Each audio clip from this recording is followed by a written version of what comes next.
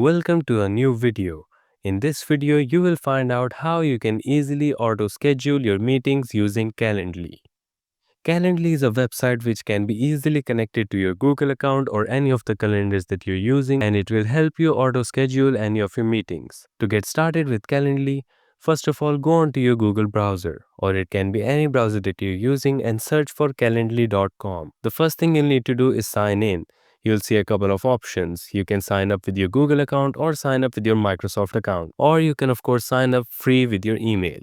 In my case, I'm gonna sign up with Google. While signing up and creating your account, make sure to check this box. By checking this, you are giving access to Calendly for your Google Calendar. Once you do that, you'll be redirected back to Calendly. Here you'll need to answer a few questions. You'll need to set up how your calendar will be used. You'll see that your Google Calendar is now connected. Click on Next. Here you'll be able to choose your weekly hours. Just choose how much you work on each day of the week.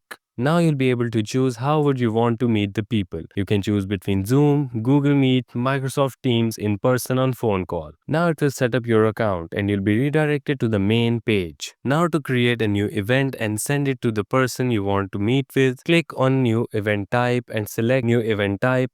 You can give it a name. Once you select all the options, click on Create. Now you'll get this page. This is a preview that would be sent to your contacts. You can click on the Share button, copy the link to send it to your contacts. When they'll open the link, they'll be able to choose a time and a date from your calendar, which will auto-schedule a meeting between the two of you. And that is how easily you can auto-schedule meetings by using Calendly. Thank you so much for watching this tutorial. If you find this helpful and want to see more like this, make sure to subscribe and like this video.